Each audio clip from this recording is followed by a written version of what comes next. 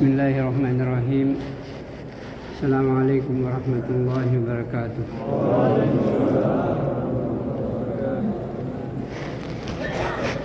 Innal hamdalillah nahmaduhu wa nasta'inuhu wa nu'minu bihi wa natawakkalu alayhi wa na'udzu billahi min shururi anfusina wa sayyiati a'malina.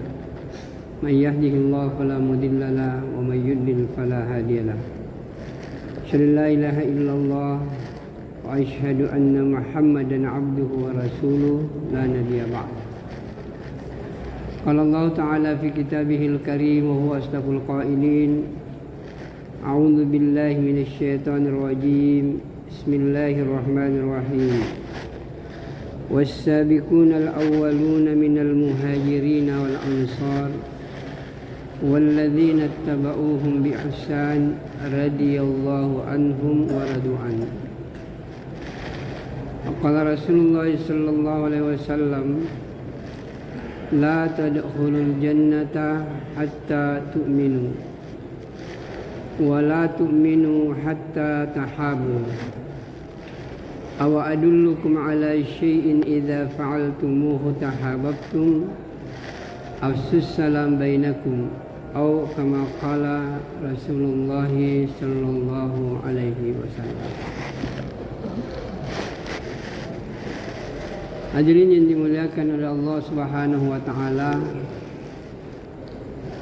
Allah Subhanahu wa taala menciptakan manusia ini supaya manusia ini senang, bahagia, tidak ada susah dalam hidupnya. Jadi Allah menghendaki kita tidak ada kesusahan, baik di dunia tidak susah maupun di akhirat tidak susah. Artinya Allah menginginkan kita bahagia di dunia dan juga bahagia di akhirat. Oleh karena itu Allah Subhanahu wa taala menunjukkan kita jalan untuk menggapai yang namanya kebahagiaan itu. Dan siapapun yang melewati jalan-jalan kebahagiaan, pasti dan pasti mereka akan bahagia. Tidak ada hubungannya dengan harta, tidak ada kaitannya dengan pangkat, dan tidak ada sangkut pautnya dengan persoalan-persoalan keduniaan. Tidak ada kaitannya dengan status sosial. Karena Allah membuka jalan, semua manusia bisa melalui jalan ini. Orang kaya bisa melaluinya, orang miskin pun dapat melewatinya. Orang yang punya jabatan tinggi juga bisa melewati jalan ini. Orang yang tidak punya apa-apa, tinggal di puncak gunung, di lembah-lembah, juga bisa melalui jalan ini. Orang yang hidupnya sakit-sakitan atau dia sehat walafiat juga bisa melalui jalan ini. Jadi semua manusia dapat melalui jalan ini. Tidak ada hubungannya dengan harta, pangkat, jabatan dan lain sebagainya. Yang jelas siapa yang melalui jalan ini pasti dan pasti dia akan bahagia. Apakah jalan kebahagiaan ini? Sederhana saja, yaitu taat kepada Allah Subhanahu wa taala dan ikut kepada Nabi. Selesai. Jadi ketika manusia ini, siapapun orang yang taat kepada Allah, orang kaya, miskin, punya pangkat dan tidak, apabila dia dalam hidupnya, yang ada dalam hidupnya adalah ketaatan kepada Allah, maka yakin dan percaya orang itu akan bahagia. Kebahagiaan itu bukan yang nampak-nampak. Manusia memang makhluk dua dimensi, dua unsur. Ada unsur jasmani dan ada unsur rohani. Jasmani manusia ini sebenarnya sumbernya dari tanah, dan itu banyak yang dijelaskan dalam Al-Quran. Dari tanah ini tercipta yang namanya manusia, dan kita tidak tahu kita berasal dari mana ini sebenarnya dari tanah ini.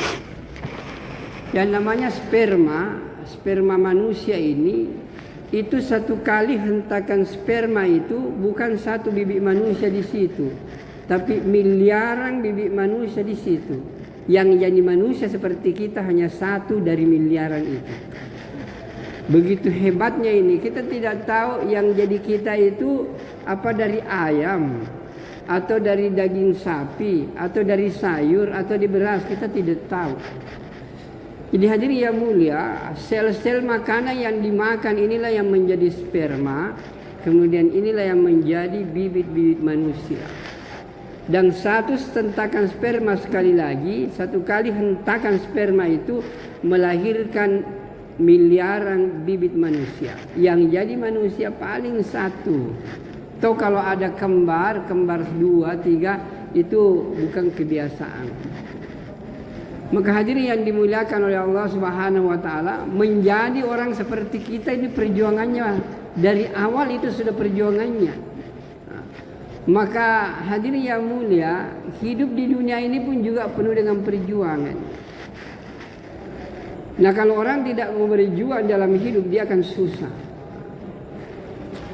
Hadirin yang dimuliakan oleh Allah Subhanahu wa taala, ada satu hal yang penting saya ingin garis bawahi lebih awal, bahwa sebenarnya semua kewajiban-kewajiban yang Allah perintahkan kepada kita, apakah itu sholat, apakah itu puasa, apakah itu dakwah, silaturahmi, khususi, semua ini nampaknya kewajiban. Tapi pada hakikatnya itulah memang kebutuhan manusia. Saya ulang, ini penting supaya kalau ini kita paham, maka kita akan merasakan kenikmatan dalam mengamalkan ini agama. Tidak ada yang susah dalam mengamalkan agama. Cuma orang masih memahami agama sebagai suatu kewajiban, maka dia akan susah dalam hidupnya, dan karena dia mewajibkan dirinya. Tapi kalau orang menganggap bahwa agama ini adalah suatu kebutuhan, alangkah indahnya menikmati ini agama. Hadirin yang dimuliakan oleh Allah Subhanahu wa taala, saya ulang, ini penting ini, bahwa semua apa yang ada dalam Al-Qur'an, dalam hadis, yang nampaknya ini adalah kewajiban, sesuatu yang harus dikerjakan, sesuatu yang harus ditinggalkan, sepertinya ini adalah kewajiban, tapi perlu dipahami itu sebenarnya kebutuhan manusia itu sendiri. Dan kalau agama ini tidak ada dalam hidup manusia, maka rohaninya menderita dan orang itu tidak akan bahagia dalam hidupnya.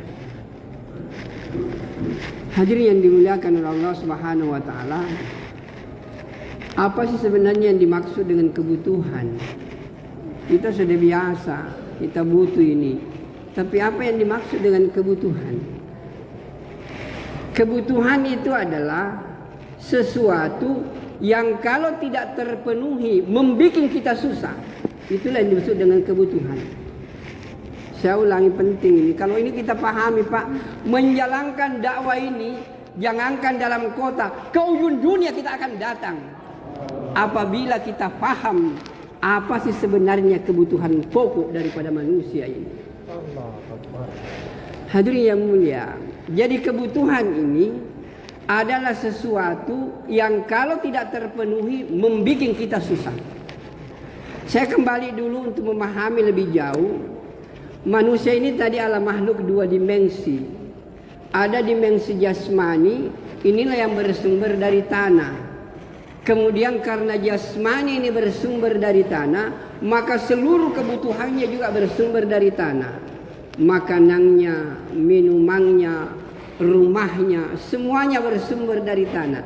Dan jasmani ini akhir perjalanannya akan kembali menjadi tanah. Bukan itu yang kembali kepada Allah. Hadirin yang mulia, kemudian yang kedua, inilah yang disebut dengan unsur rohani. Unsur rohani ini adalah gaib. Dan inilah yang ditiupkan oleh Allah ke dalam diri kita. Ketika 4 bulan di dalam perut ibu, dalam hadisnya dijelaskan seperti itu, 40 hari air mani, 40 hari jadi darah, 40 hari jadi daging, maka terbentuklah manusia. Barulah Allah tiupkan roh. Jadi Allah tiupkan roh. Roh inilah yang ada dalam diri kita. Dan inilah yang menyebabkan manusia itu hidup. Jadi hidup itu adalah bersatunya jasmani dan rohani, namanya hidup. Ketika jasmani dan rohani ini berpisah, inilah yang disebut dengan kematian. Dan ada yang disebut dengan kematian sementara, ada yang disebut dengan kematian selama-lamanya. Kematian sementara itulah yang kita kenal dengan hidup, apa namanya tidur. Kalau orang tidur itu rohani pergi. Pasti orang tidur itu tidak sadar. Biar dia apa-apain itu orang tidur itu tidak ada masalah itu. Kalau dia merasa sakit tidak tidur itu, pasti sudah bangun itu. Selama dia tidur tidak merasakan apa-apa. Kenapa? Rohani berangkat dan rohani bisa kembali lagi. Hadirin yang mulia, ketika orang tidur Allah genggam itu rohani. Dan siapa yang Allah lepaskan kembali rohani, kembali ke tempatnya. Tapi ketika Allah genggam seterusnya, inna lillahi wa inna ilaihi raji'un. Maka hadirin yang dimuliakan oleh Allah Subhanahu wa taala, inilah dua unsur. Dan dua-duanya punya kebutuhan. Yang dimaksud dengan kebutuhan tadi adalah sesuatu yang tidak terpenuhi. Kalau itu tidak terpenuhi, maka kita merasa susah dalam hidup. Saya kasih contoh hadirin yang mulia. Makan itulah kebutuhan. Kebutuhan kita. Kira-kira kalau kita tidak makan, susah enggak? Luar biasa susahnya. Enggak bisa tidur. Bunyi-bunyi kita perut, pusing kepala. Banyak masalah lah kalau kita lapar itu. Sesuatu yang tidak perlu marah. Jadi kalau ada orang suka marah-marah, kira-kira lapar itu Pak. Ya. Panggil dulu khidmat itu. Pak sini mungkin dulu. Daripada marah-marah, lebih makan sana. Hadirin yang mulia, ada kebutuhan. Dan kalau tidak terpenuhi kita sudah. Begitupun juga kalau kita haus. Haus itu kita minum. Selama kita tidak minum, kita akan tersiksa itu. Inilah yang disebut dengan kebutuhan. Dan inilah yang disebut dengan kebutuhan jasmani. Nah rohani ini juga punya kebutuhan. Dan kalau rohani ini tidak terpenuhi kebutuhannya, maka rohani itu menderita sebagaimana menderitanya fisik kalau tidak tercapai kebutuhannya. Maka hadirin yang dimuliakan oleh Allah Subhanahu wa taala, apakah kebutuhan rohani itu sebenarnya?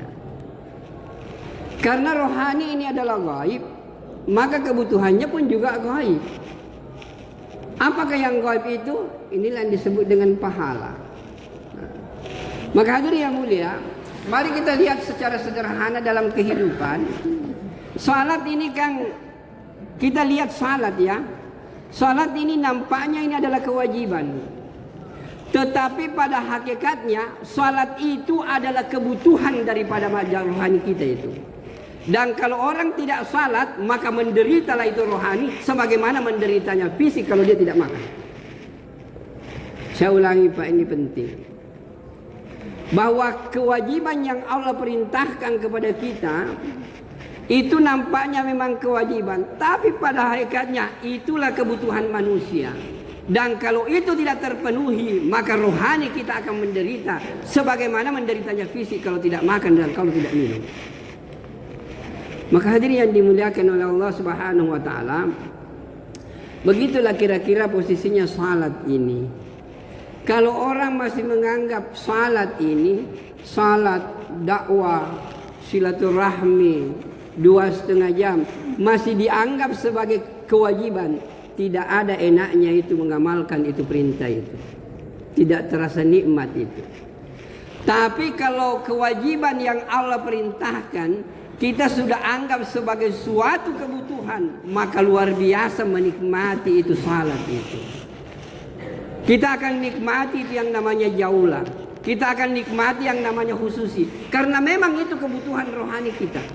Semakin kuat kita khususi, semakin kuat kita dakwah, semakin kuat kita tahajud, maka rohani itu semakin merasakan kenikmatan yang luar biasa. Maka hadirin yang mulia, dan saya ulang ini penting. Agama ini nampaknya adalah kewajiban, tetapi pada hakikatnya memang itu kebutuhan manusia. Dan kalau manusia tidak mengamalkan agama, rohaninya akan menderita. Sebagaimana menderitanya fisik kalau dia tidak makan, menderitanya fisik kalau dia tidak minum. Karena itu adalah kebutuhan.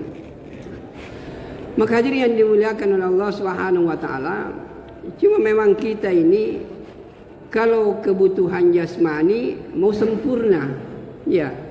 Kalau kebutuhan rohani asal-asalan saja, ya. Bagaimana mau rohani? Ini enak, asal-asalan kita ladeni. Sementara kebutuhan jasmani mau sempurna. Saya tanya bapak-bapak dan saudaraku yang mulia, kalau kita makan kebutuhan fisik kan, apa cuma nasi saja? Ada sayurnya, ya. Ada gami-gaminya, ya. Ada ayam panggangnya, macam-macam lah mau sempurna. Habis itu minum lagi sebuah. Habis itu ditutup lagi dengan cai. Allahu Akbar. Jadi untuk fisik ini luar biasa. Bahkan ada kalau lagi keluar tidak merasa nikmat. Amir, aduh, kenapa tidak ada cai? Dia bilang bagaimana cai? Nah, aku cuma kasih keluar tadi 15.000. Mau sempurna, pengorbanannya tidak sempurna. Susah juga kita ini. 15.000 dalam kondisi yang seperti ini, bensin 100.000. Hadirin yang dimuliakan oleh Allah Subhanahu wa taala.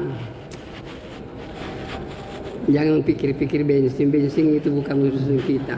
Yang urusan kita jauhlah 2,5 jam itu harus dipikir. Kalau itu terpenuhi, bensin mudah untuk dikerja itu. Hadirin yang dimuliakan oleh Allah Subhanahu wa taala. Jadi salat ini taruhlah makan kita. Minum saja, mana orang minum air air putih saja. Baru bangun, itu kasih Mbak, ada kopi sing. Ada cai, ada kue. Mau sempurna fisik ini, masa ibadah tidak sempurna? Ya. Hadirin yang mulia, kadang-kadang kita lihat, saya biasa ya Allah, ini orang tidak mengerti, ini tidak merasakan nikmatnya ini. Dia tompi terlambat sholat, habis assalamualaikum loncatnya saja itu makan nasi saja itu. Gimana mau rasakan nikmatnya ini ibadah ini? Maka hadirin yang mulia, jadi untuk merasakan nikmatnya ibadah, sempurnakanlah itu kebutuhan rohani sebagaimana kita menyempurnakan kebutuhan jasmani. Ya. Coba saya tantang bapak-bapak dan saudaraku yang mulia. Tidak usah lama-lama Pak. 40 hari saja, karena ini waktu 40 hari selalu ditekankan. 40 hari saja kita mengamalkan perintah agama ini dengan sempurna. Salat misalnya, Anda akan merasakan kenikmatan dalam mengamalkan ini agama. Hadirin yang mulia, coba mulai hari ini, sebenarnya Pak, ini untuk menjadi baik gampang saja. Tidak usah orang lain, kita saja. Mau nggak kita jadi baik? Kalau mau gampang. Mulai niatkan hari ini saya akan menyempurnakan agama dalam hidup saya. Kalau kita sudah berniat begini, insya Allah mudah Allah berikan jalan untuk mengamalkan itu agama. Maka hadirin yang dimuliakan oleh Allah Subhanahu wa taala, coba sebelum azan dikumandangkan, Bapak usahakan sudah ada di masjid. Sebelum kalau mengaji di masjid toh belum bisa lawat, mengaji maksud saya. Kalau sudah mengaji di masjid, tinggalkan itu pekerjaan. Itu pertanda sebentar lagi waktu salat sudah datang. Tergerak rohani kita, rindu untuk jumpa dengan Allah Subhanahu wa taala. Antara rohani itu ke masjid dulu, baca-baca Quran, zikir-zikir, mungkin muzakarah.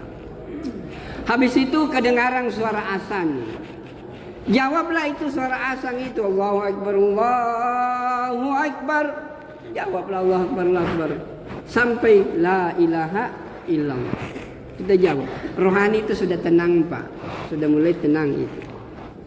Setelah itu salat qabliyah dulu. Salat qabliyah dengan penuh kekhusyuan luar biasa. Jiwa itu sudah mulai tenang luar biasa. Barulah kita masuk ke proses ibadah yang sesungguhnya, yaitu salat lohor. Setelah salat lohor misalnya, maka kita antar rohani sikir-sikir dulu. Sikir-sikir Subhanallah, alhamdulillah, la ilaha illallah wahdahu la syarikalah. Macam-macam zikir yang diajarkan oleh ulama-ulama kita. Setelah itu baru kita sholat qabliyah 2 rakaat. Setelah itu mungkin baca-baca Quran. Kalau Bapak dan saudaraku yang mulia bisa melakukan seperti ini 40 hari saja, maka rohani ini akan merasakan kenikmatan luar biasa. Tapi kalau hanya salat qabliyahnya tidak ada, ba'diyahnya tidak ada, zikir-zikirnya tidak ada, nasi gitu nang sayur na makan rohani, itu kasihan. Bagaimana rohani akan menikmati kenikmatan seperti ini? Begitupun juga dengan dakwah ini. Kalau dakwah itu kita sudah anggap bahwa kalau kita dengar bayang seperti ini, kita sudah anggap begini, oh saya sudah dakwah. Itu berarti berasji itu Pak, berasji itu. Menderita rohani kita itu. Kalau Bapak dan saudaraku yang mulia mau melihat rohani kita ini enak, tenang, damai, karena ini dakwah adalah kebutuhan yang luar biasa. Dan kalau dakwah ini dihidupkan Pak, maka rohani kita ini luar biasa bersinarnya. Dan kalau rohani ini bersinar, jangankan persoalan dunia, surga dan neraka pun mampu untuk dilihat. Hadirin yang dimuliakan oleh Allah Subhanahu wa taala, memang selalu dikatakan untuk melihat itu memang dibutuhkan 2. Fisik kita ini untuk melihat ini itu juga dibutuhkan 2. Yang pertama dulu, fisik ini harus sehat. Tapi biasa kan kita tanya orang, apa yang dimaksud fisik sehat? Ya apa itu sehat Pak? Ya sehat. Apa yang dimaksud dengan sehat? Bingung-bingung juga. Sehat itu sederhana saja. Apabila seluruh anggota tubuh kita berfungsi sebagaimana mestinya, itulah yang dimaksud dengan sehat. Mata bisa melihat, itu sehat. Kalau mata tidak bisa melihat, sakit itu Pak. Ya. Kaki ini bisa berjalan normal, bisa lari-lari, kaki ini sehat.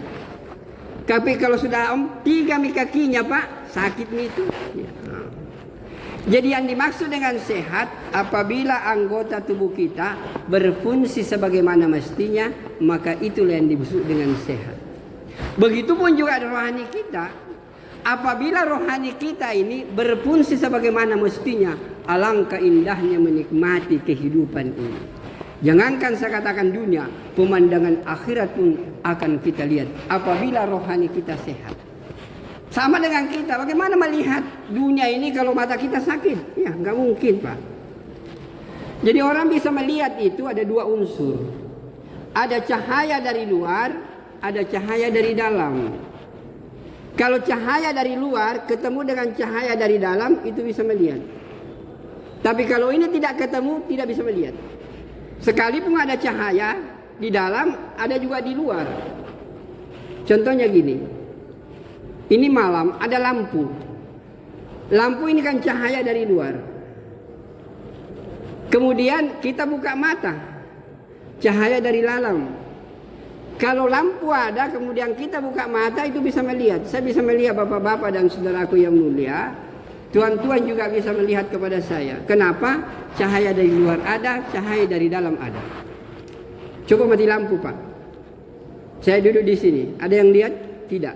Sekalipun Bapak buka mata tidak akan lihat saya. Kenapa? Karena cahaya dari luar tidak ada. Atau sebaliknya, ada lampu. Bapak tutup mata semuanya. Bisa lihat saya? Enggak mungkin. Ini nanti bisa melihat cahaya dari luar ada, cahaya dari dalam ada, barulah bisa melihat. Begitulah juga yang namanya pemandangan surga, pemandangan neraka. Sebenarnya itu hadirin yang mulia, dalam suatu wejangan sufi, sebenarnya ini kita tidak bisa melihat indahnya pemandangan akhirat itu karena kita terhijab dari sifat-sifat yang jelek. Seandainya ini hubungannya dengan akhlak, seandainya semua sifat-sifat yang jelek dalam diri kita, dengki, iri hati, egois, mau dihormati, mau disanjung, mau dipuji, semua ini hilang dari diri kita, maka Allah akan membuka hijabnya dan Allah katakan, inilah aku yang sesungguhnya. Tapi selama kita mau dipuji, selama kita mau dihormati, selama kita mau disanjung, ada rasa dengki, ada rasa iri, sombong dalam diri kita, Allah akan menghijab dirinya terhadap kita. Tidak akan menikmati pemandangan akhirat. Baca Quran tidak merasa nikmat dengan Al-Quran. Mungkin juga kerja dakwah, tapi karena mau dihormati, tidak ada pun juga pemandangan akhirat yang bisa nampak dalam hidupnya. Maka hadirin yang mulia, sebenarnya berapa sih harganya diri kita, Pak? Lalu orang mau harga diri, berapa sih harganya? Dan di mana-mana saya sampaikan, baru-baru ini dalam malam markas di Sopeng, saya bilang, kalau Anda tidak mau menghancurkan harga diri, jangan mengharapkan agama ini akan tersebar kemana-mana. Hancurkanlah harga diri kita. Tidak usah kita mau dihormati, tidak usah kita mau disanjung, maka hidayah ini akan tersebar ke seluruh alam. Kenapa takut untuk jauhlah? Kenapa takut untuk khususi? Kenapa takut untuk ini? Karena di dalam diri kita masih ada perasaan mau disanjung dan dihormati. Coba kalau kita tidak mau disanjung, datang saja. Yang namanya dakwah, resikonya dua. Diterima, alhamdulillah. Ditolak, tidak jadi masalah. Itulah resikonya Pak dakwah. Nabi mencontohkan seperti itu. Apakah kalau kita ditolak langsung doakan keburukan orang? Tidak sama sekali. Buka kisah sahabat yang pertama, perjalanan Rasulullah ke Taif. Nangis kita membaca kisah itu. Maka hadirin yang dimuliakan oleh Allah Subhanahu wa taala. Jadi kenikmatan agama ini akan datang apabila rohani kita sehat. Dan kesehatan rohani itu apabila amal agama itu ditunaikan. Intinya adalah dakwah. Dan ketika bapak-bapak hidup dalam dakwah, kemudian menghidupkan dakwah di mana-mana, baik intiqali maupun makami, amal makami hidup 5 amal makami, saya yakin luar biasa sehatnya itu rohani. Pemandangan akhirat akan nampak di hadapan kita. Maka hadirin yang dimuliakan oleh Allah Subhanahu wa taala, maka kalau kita melihat pemandangan akhirat itu harus buka mata hati kita dan terimalah cahaya dari luar. Apakah cahaya itu? Inilah Al-Qur'an. Ketika Al-Quran bercerita tentang surga, ini adalah cahaya. Kemudian bukalah hati kita dengan keimanan, percaya itu dengan apa yang ada dalam Al-Quran. Maka kalau keyakinan dalam hati bertemu dengan itu, maka nampak pemandangan surga dalam diri kita. Cuma memang harus dihilangkan rasa dengki, dihilangkan rasa sombong, dihilangkan menganggap diri kita lebih hebat luar biasa. Hadirin yang dimuliakan Allah Subhanahu wa taala, kemarin dalam pengajian ada orang yang tanya, ini kan sesuatu dari Nabi ini, kenapa kita berbeda? Ini kok salatnya begini, ini salatnya begini, ini kok kunut, ini tidak kunut. Saya bilang, Pak, yang namanya Nabi ini bukan hanya satu sabdanya, ribuan sabdanya. Persoalan salat saja, dari kita takbir Allahu Akbar sampai salam, ada mengatakan tidak sedikit dari 700 khilafiyah yang ada di dalamnya itu. Hadirin yang mulia, jadi bagaimana menyikapi ini? Sederhana saja. Dan bahkan saya katakan, seandainya orang tidak kunut semuanya, maka hancurlah kehidupan ini. Ada sunnah Nabi yang tidak teraktualkan. Tapi apa yang terjadi? Ada yang kunut, ada yang tidak kunut. Sehingga sunnah Nabi yang kunut itu lestari sampai akhir zaman. Sunnah Nabi yang tidak kunut juga lestari sampai akhir zaman. Doa yang angkat tangan hadisnya sahih. Doa yang tidak angkat tangan juga hadisnya sahih. Seandainya orang angkat tangan saja berdoa, maka hadis Nabi tidak angkat tangan tidak akan teraktualisasi. Tapi karena orang ada yang berdoa angkat tangan, ada yang tidak angkat tangan, maka seluruh hadis Nabi akan lestari sampai akhir zaman. Hadirin yang mulia, bukan di situ masalahnya.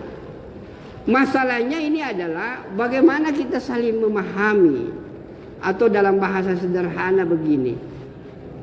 10 itu berapa? Mungkin di sini mengatakan 10 4 tambah 6. Di tengah mengatakan 10 5 tambah 5. Yang di sana mengatakan 10 3 tambah 7. Yang di belakang mengatakan 19, di sana mengatakan 28. Mana yang benar? Semuanya benar. Selama ada ayatnya, ada hadisnya, silahkan kita amalkan. Dan alangkah indahnya, saya itu syukur Pak. Kalau saya sementara salat, Allahu Akbar, ada orang yang salat goyang-goyang tangannya. Ya Allah, Alhamdulillah, ada juga orang yang menghidupkan sunnah Nabi seperti ini. Kan enak tuh ya. Jangan kalau bilang, ih kenapa ini salatnya begini-begini, bid'ah ini kalau begini. Allahu Akbar. Kita harus memahami bahwa kalau ada melaksanakan salat beda dengan kita syukur, ya Allah, saya bersyukur kepadamu. Ada orang yang menghidupkan sunnah Nabi seperti ini, sementara saya menghidupkan sunnah Nabi seperti ini. Alangkah indahnya kehidupan ini. Maka hadirin yang dimuliakan oleh Allah Subhanahu wa taala. Jadi sekali lagi, apabila kita merasakan ini agama, maka perlu dipahami, jadikanlah agama bukan kewajiban Pak. Tapi agama itu adalah kebutuhan rohani kita. Dan kalau ini tidak tercipta Pak, maka rohani kita akan menggelepar. Tidak ada kekuatan apa-apa. Bagaimana rohani yang seperti ini mau kembali kepada Allah kalau sudah loyo tidak bisa punya tenaga Pak. Inilah orang yang menderita di perjalanan akhir hidupnya. Karena dia harus kembali kepada Allah, tapi tidak ada tenaga, maka dia tidak akan sampai kepada-Nya. Maka hadirin yang dimuliakan oleh Allah Subhanahu wa taala, maka puncak daripada perjuangan dalam kehidupan rohani kita ini adalah dakwah. Menyampaikan ini agama. Makanya contoh kita sederhana. Tadi ayat yang saya bacakan, was-sabiqunal awwaluna minal muhajirin wal ansar. Jadi orang-orang yang dulu-dulu dari golongan ansar dan golongan muhajirin, inilah contoh kita. Inilah yang disebut dengan sahabat. Sahabat ini adalah generasi yang sudah dijamin masuk surga Pak. Ayatnya sudah jelas. Radiyallahu anhu. Allah reda kepada mereka. Waradu anhu, dan mereka rida kepada Allah. Jadi kalau kita sudah rida kepada Allah dan Allah rida, apa yang sebenarnya maksudnya rida? Yang dimaksud dengan rida itu senang menerima seluruh ketentuan Allah. Itu yang disebut dengan rida. Kita diperintahkan salat, senang menerima perintah salat ini, merasa nikmat kalau kita salat. Inilah yang disebut dengan rida. Kita disuruh dakwah, senang dengan melakukan dakwah. Semakin banyak kita jumpai, semakin kita senang dengan berbagai macam karakter manusia. Ada yang mengatakan macam-macam, datangi saja. Ada yang, pada dasar datang semua lagi. Alhamdulillah. Ada yang mengatakan, orang bodoh-bodoh, datang semua ini lagi. Saya bilang, ini orang tidak tahu bahwa S3 semua ini datang. Hadirin yang dimuliakan, tapi tidak usah Pak, tidak usah dikasih tahu orang. Kita keluar, peganglah itu adab Pak. 20 adab dakwah, pegang dalam kehidupan. Dan kalau Bapak tidak punya amir, jadikan 20 usul dakwah sebagai amir dalam hidup kita. Saya ulangi, ini penting. Kalau memang Anda tidak punya amir, maka jadikan 20 usul dakwah sebagai amir menuntun kita dalam perjalanan dakwah ini. Maka hadirin yang mulia, perbanyak yang namanya dakwah, perbanyak kalimat la ilaha illallah. Hadirin yang dimuliakan oleh Allah Subhanahu wa taala. Jadi kalau kita mau melihat rohani ini, maka jadikanlah dakwah ini sebagai suatu kebutuhan. Jadi kalau Bapak ini hanya musyawarah saja, tidak taklim, makan nasi itu, taklim itu sayur. Khususi itu, mungkin itu ayam panggang itu khususi Pak itu. Kalau kita dibentak-bentak oleh orang, maka itu Kentucky misalnya. Jadi kalau Bapak tidak pernah dibentak-bentak, tidak pernah dicaci maki, tidak merasakan nikmatnya dalam berdakwah ini Pak. Orang biasa katakan, dapat sunnah. Dapat sunnah itu artinya apa yang pernah dirasakan Nabi dan para sahabat kita rasakan dalam hidup. Ketika kita dapat sunnah seperti ini, sabar luar biasa, rohani itu luar biasa memandang pemandangan akhirat. Dan kita bisa melihat, oh bidadari itu sudah memandang kepada saya. Bapak yakin bahwa kalau kita meninggal berapa bidadari? 2,5 juta. Tahu nggak 2,5 juta? Dan tidak ada yang sama mukanya. Sedangkan manusia di Indonesia saja yang tidak sama mukanya Anda tergila-gila. Padahal itu meninggalnya juga, menstruasinya juga, busuknya juga kalau dia tidak mandi. Ya. Sementara bidadari nih, ka'amsalil lu'lu'il maknun. Dia seperti mutiara-mutiara yang tersusun rapi. Allahu Akbar. Kayaknya kita mau masuk surga secepatnya. Maka hadirin yang dimuliakan oleh Allah Subhanahu wa taala, jadi ketika ketika kita mengamalkan agama ini dengan penuh bahwa itu adalah kebutuhan rohani saya, maka agama ini enak untuk kita kerjakan. Silaturahmi enak kita kerjakan karena itu kita anggap rohani kita. Maka 2,5 jam kita kerjakan karena kita anggap itu kebutuhan rohani kita. Hadirin yang dimuliakan oleh Allah Subhanahu wa taala, dan kalau dakwah ini Pak tidak hidup, kehidupan akan susah. Kehidupan akan susah. Maka hadirin yang dimuliakan oleh Allah Subhanahu wa taala, kita ini umat Nabi. Umat Nabi akhir zaman. Tidak ada lagi nabi Pak setelah Rasulullah. Dan Allah sudah mencap kalimat la ilaha illallah harus tersebar ke seluruh rumah-rumah yang ada di dunia ini. Nabi sudah meninggal dunia. Disinilah tanggung jawab kita semuanya. Semakin kita ambil tanggung jawab ini, rohani akan terasa nikmat dalam hidup ini. Maka hadirin yang dimuliakan oleh Allah Subhanahu wa taala, biasanya kebutuhan itu kan kalau banyak, biasanya kalau makan setengah piring kan kurang bagus, Pak. Nanti kalau piringnya penuh, kalau lapar betul ya baru bagus. Kalau memang masih lapar itu tambah-tambah dulu. Maka begitulah rohani kita ini. Kebutuhan sederhananya itu 3 hari Pak itu. Itu paling sedikit saja itu nasinya itu. Tidak ada, belum ada sambal-sambalnya di situ itu. Nanti ada sambal-sambalnya sedikit kalau 40 hari itu. Tapi belum ada itu ayam gorengnya itu belum ada di situ. Kalau Anda mau merasakan nikmatnya ini rohani dalam berdakwah, paling sedikit 4 bulan setiap tahun. Insyaallah kita semua siap.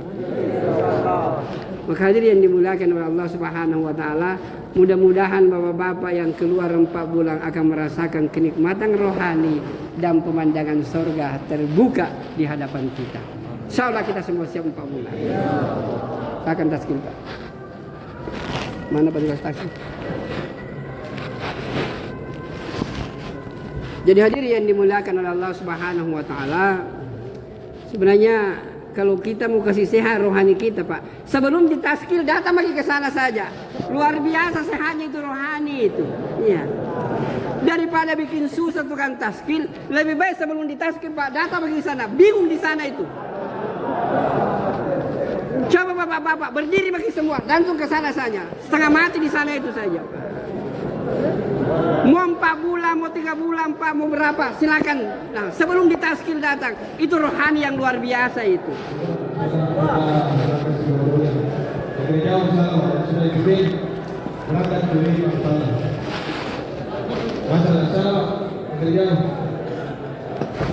Sudah urus paspor tahun 2023 insya Allah diberangkatkan ke Riau. Daftarkan